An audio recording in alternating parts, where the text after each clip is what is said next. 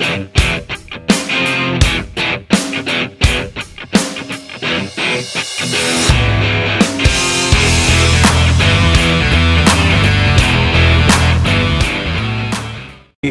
masuk dalam informasi dari salah satu dua orang saksi, 1 dan 2. Dia sudah mengajukan permohonan ke LPSK untuk mendapatkan perlindungan, ya, dan sudah mengisi beberapa formulir dan sudah diarahkan oleh LPSK bagaimana caranya supaya dia bisa mendapatkan perlindungan. Kenapa dia meminta perlindungan ke LPSK? Karena mengikuti perkembangan dari hari ke hari ada hal-hal yang sangat mengkhawatirkan, dan 2 orang saksi ini saksi yang tahu pada peristiwa tersendiri yang tidak perlu saya sebutkan.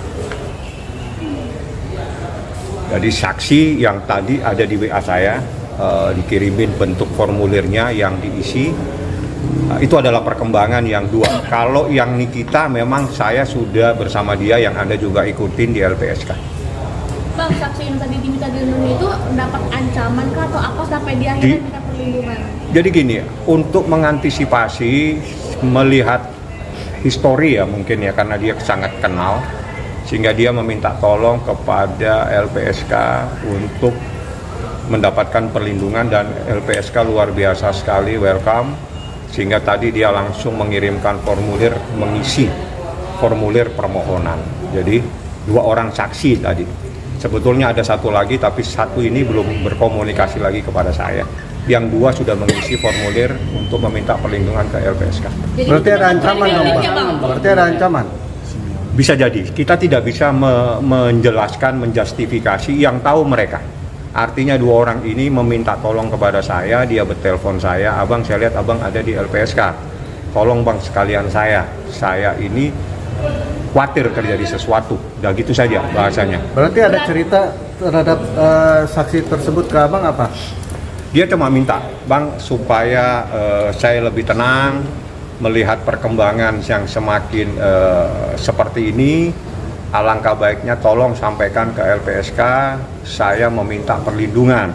Saya bilang langsung, saya telepon LPSK langsung welcome, "Bang, ini nomor telepon saya." Suruh saksi yang meminta perlindungan itu langsung berkomunikasi dengan saya.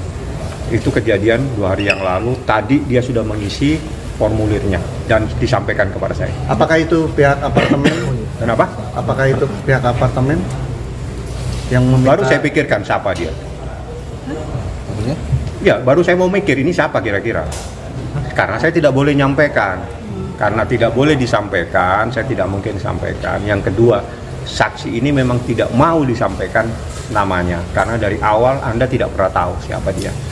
Saksi ini adalah satu-satunya atau 2-3 orang saksi yang Anda tidak pernah tahu. Dia sering ke sini diperiksa, Bang, tapi Anda tidak pernah tahu. Cewek apa cowok, Bang? Ada cewek, ada cowok. Bang, ini berarti tindakan preventif si saksi karena belum dapat ancaman gitu ya? Cuman khawatir? Bukan, dia yang lebih tahu. Dia yang lebih tahu. Dia yang lebih paham. Artinya saya tidak bisa menyatakan bahwa kalau seseorang diancam di segala macam, tapi kalau seseorang itu ingin mendapatkan perlindungan, tempatnya ada di LPSK. Tapi kejadian ancaman sudah? Ancaman, dia kan orangnya tidak tahu siapa ini orang. Paham ya? Jadi gini, saksi yang saya bawa adalah saksi yang sampai detik ini banyak orang tidak tahu. Dan itu sangat tersemut. Tapi dia tahu siapa yang menjadi masalah di dalam persoalan ini. Sehingga dia meminta perlindungan untuk mengantisipasi, memprotek dirinya sendiri karena dia paham. Saksi ini apakah yang termasuk dalam belasan saksi yang sudah diperiksa atau baru? Ya, saksi yang sudah lama diperiksa. Dan dia ada di sini, sering lewat sini, Anda tahu, tapi Anda tidak pernah paham. Iya sih, ada kok beberapa hari yang lalu di sini. Ya, gimana mau tahu, orang nggak dikasih tahu sama abang? Ya kan nggak boleh dikasih tahu.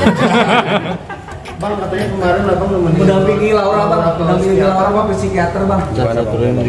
Oh, nanti saya tanya psikiaternya, karena gini, proses itu saya tidak ikut, cuma saya ada diminta untuk datang aja. Dah, lain proses saya tidak ikut, dan itu menjadi haknya penyidik di atas. Mohon maaf, saya tidak bisa menyampaikan. Kalau humas nanti menyampaikan, silakan, karena sebetulnya itu menjadi materi, menjadi kewenangan, menjadi hak dari penyidik yang memang merekomendasikan ada sebuah proses terhadap Laura kemarin. Betul. Kalau kemarin itu betul. Tapi saya tidak masuk dalam proses itu. Saya hanya ada kewajiban yang harus saya selesaikan. Itu saja. Berapa lama Pak mungkin si Laura? Dari jam 9, jam 8 ya, jam 9 ya, seingat saya, setengah 9. Jam 8 sudah ada proses, jam setengah 9 sampai jam 12, hampir jam 1. Berapa psikiater mungkin? Kalau itu saya nggak nanya, karena itu kan masuk ke dalam. Kalau masuk ke dalam baru saya bisa tahu. Yang jelas pasti lebih dari 1, karena itu tim. Kondisi Laura sendiri seperti apa sih? Baik. Kemarin. Kalau itu baik sekali, sehat, tambah sehat sekali dia. Kalau sehat sekali. Ada obrolan mungkin dengan secara Nggak. kan Bang Fahmi. Supaya tidak menimbulkan problem baru, saya sengaja tidak diketahui sama dia, tapi saya ada kewajiban menyelesaikan sesuatu di sana. Berarti tidak bertemu. Tidak bertemu. Karena begitu saya datang dia sudah ada di dalam. Oh, ngawasin aja dari jauh Iya, gitu ya dari- Bang. Bang, sempat proses. ada obrolan Laura nanya maminya mungkin kan lagi berangkat umroh. Mungkin itu diantara dari dari petugas perlindungan perempuan dan anak mungkin. Enggak nanya ke Tapi abang. kemarin Niki Enggak. bilang sempat teleponan bang sama Laura. Niki kan berangkat umroh, tapi saya tidak tahu apakah dia berkomunikasi dengan petugas, karena setelah itu kan saya hanya tahunya setelah dia ada di bandara. Tapi progres itu saya sampaikan, Nik saya ada di rumah sakit, bla bla, dan seterusnya. Ini kita tahu semua. Berarti Laura dari rumah aman diantar oleh siapa Iya, aja Bang? dari unit perlindungan perempuan dan anak, dari penyidik ada berapa orang, dari saya sendiri mewakili Nikita, dan juga dokternya lebih dari 1. Harusnya timnya itu banyak, cuma saya nggak tahu ada berapa orang karena saya tidak mungkin masuk, penyidik pun tidak masuk, jadi kami semua itu di luar. Apakah ini salah satu mungkin langkah untuk tahap penyidikan atau seperti apa sih Bang? Nah, pertanyaan bagus, tanyanya ke Humas. Bang, ini kan Laura udah mulai stabil nih bang ya. Bisa dikatakan Laura itu mendukung laporan Nikita Mirzani atau gimana bang? Nanti kalau di BAP, nah itu materi di BAP nggak boleh saya sampaikan, karena apa yang terjadi terhadap orang yang diperiksa saya tidak bisa sampaikan, tapi hal-hal di luar itu mungkin saya bantu sampaikan. Itu materi pemeriksaan, nggak boleh saya sampaikan. Tapi sejauh mata Menana memandang dari Lauranya Kemana sendiri, dari Lauranya sendiri, dari sikap ketenangan dan mungkin lebih pro lagi ke Mimi seperti apa? Kalau melihat kemarin itu dia lebih tenang, ketawa apa semua, ya doain aja lah, ya. Doain saja. Karena sekali lagi saya katakan, apa yang dilakukan Nikita Mirzani dalam situasinya seperti ini, itu dalam rangka untuk memberikan perlindungan kepada anaknya. Yang kedua, ada hal-hal yang luar biasa. Jadi hal-hal yang luar biasa ini tidak perlu saya sampaikan karena itu materi dalam perkara ini. Yang jelas, Bang, saya ingin melindungi anak saya. Lakukan nih. Nah, jadi ya ini proses memberikan perlindungan itu seperti apa adalah meminta bantuan kepada penegak hukum yang memang diatur dalam undang-undang supaya kita tidak salah. Jadi proses kita lapor, kita ikutin prosesnya. Ini penyelidikan, nanti setelah ini bagaimana kita serahkan sepenuhnya kepada penyidik yang ada di Polres Metro Jakarta Selatan. Seperti itu. Mungkin apakah kemarin Laura menitip kata-kata untuk mungkin Bang Fahmi atau untuk Miminya sendiri Mungkin melalui ya. Jadi gini, ada ibu-ibu yang bisa dan selalu berkomunikasi dengan kita.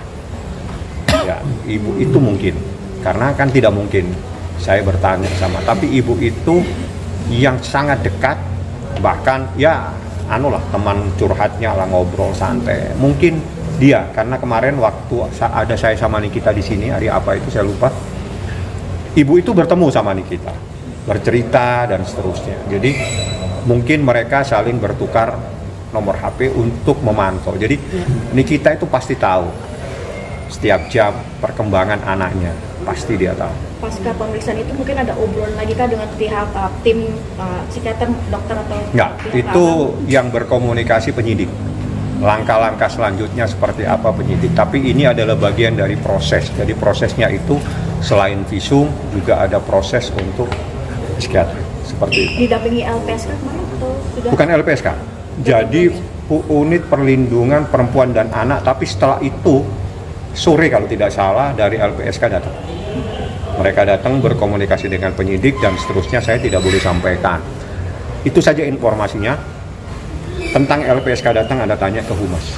Ada kemungkinan Laura diperiksa kembali Bang karena ini sekarang udah lebih tenang atau gimana? Ya itu bagian dari proses. Jadi gini, dalam proses itu pasti setiap pihak yang ada yang terlibat atau namanya disebut dalam proses, kalau memang itu mempunyai kepentingan dalam proses penegakan hukum ini dalam rangka untuk mengungkap dan mencari adanya sebuah peristiwa pidana pasti diperiksa.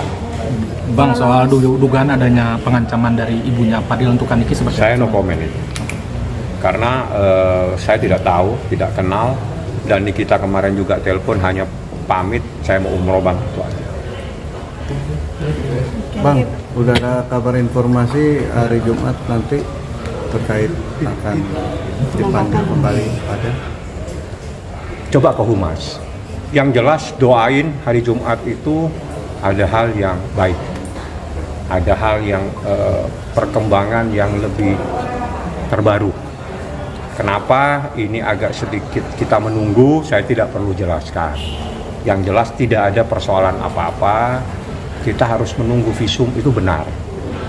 Benar, visumnya sudah ada, tinggal administrasinya saja. Berarti visumnya udah selesai, nanti hari Jumat bisa dikasih tahu atau kayak gimana? Coba tanya Humas, karena itu kan punyanya penyidik.